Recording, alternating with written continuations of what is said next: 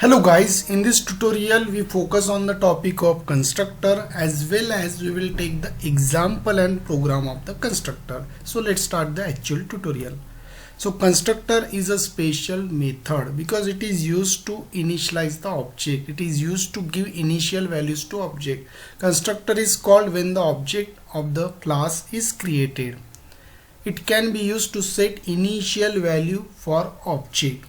So here in this example, this is the constructor because it is same as a class name, and this is the default constructor because we don't have the parameter, and here as of now we don't have any coding there inside the constructor.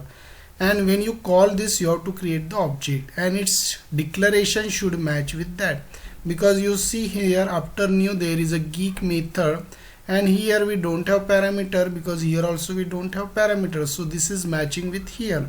So once you create the object, it will call this constructor, default constructor, and here inside it generally we give initial values. So indirectly by using constructor we can give initial values to the object. So constructor is a special method because it is used to initialize the object. So the rules of creating constructor: if you are using constructor, you have to follow some rule. Constructor name must be same as a class name, as I told you. Constructor must not have any return type. The constructor never take the return type like void, integer, float. Java constructor cannot be abstract, static, final, synchronized.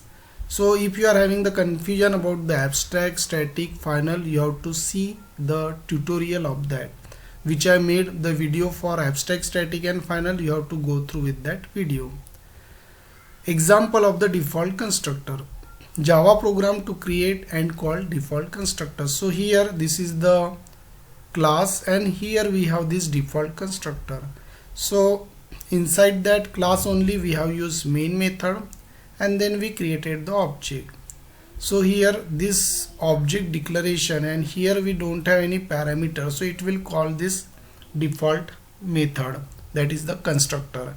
Here it will call the special method, that is the constructor, and you get the output bike is created.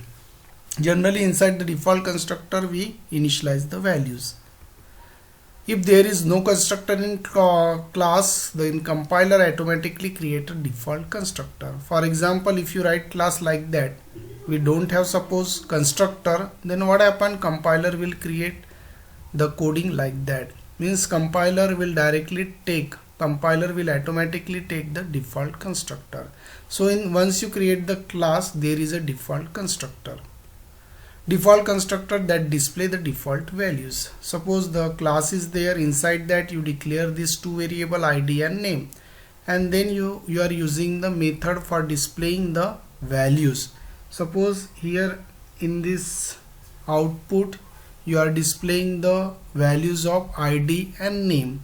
Okay, then how you will call the constructor? You can call like that statement, s1 and s2. Suppose I use two objects. Okay, and here in this class we use the display method. We didn't use the default constructor like student, but we are using the two object friend, so it will call the two times. And then we are using the s1 dot display, s2 dot display, so this method will be executed two times. So what will be the output of program? 0 null 0 null. So even though we are executing many times, our output will not change. Because why? We didn't initialize this value, because here we didn't have default constructor, but compiler automatically taken that, as I told you. So here compiler will automatically create default constructor student, and here it will initialize that value ID and name. So here default constructor that display the default value. So here the default constructor role will be there to display the default value. That's why I told you default constructor is used to initialize the values. So that's the reason you are getting this value in the program. And if you don't use the constructor, compiler will automatically create the default constructor and construct the value for your variable. Then program based on the default constructor. So we will take as usual simple activity for the addition task, and we will use their default constructor. So let's start the programming in Eclipse now. So here we use the class with the main method. So I am taking one more class here, and my class name is suppose input. So this is my class. So here I am going to use default constructor. So that name should be same as a class name, and it doesn't have return type. So for example, you cannot write here return type int, float, void like that. So here input. So this is my default constructor now, and here as I told you, it is used to initialize the value.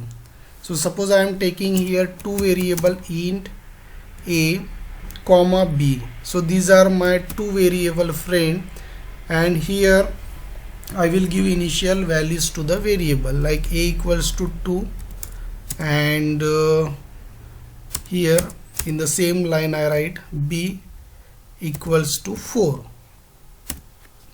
So here I have two values. So by using this I am initializing this two value, and after this friend I will take one method for displaying the output task, that is the displaying the addition task. So I am taking the sum method public.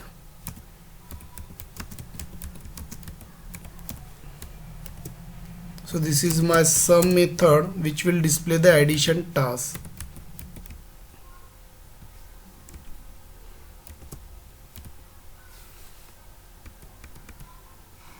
So as of now we didn't use that sum variable.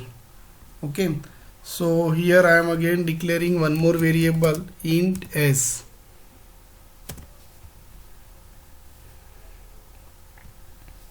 So here you can finally do the addition, s equal to a plus b.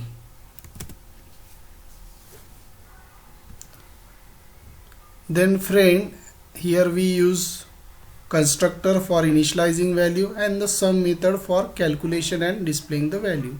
So for execution of object, for execution of this constructor input, you have to simply create the object.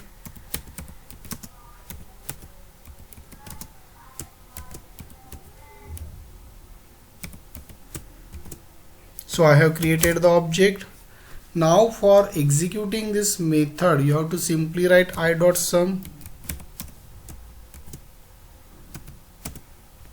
Okay, now here we check the output.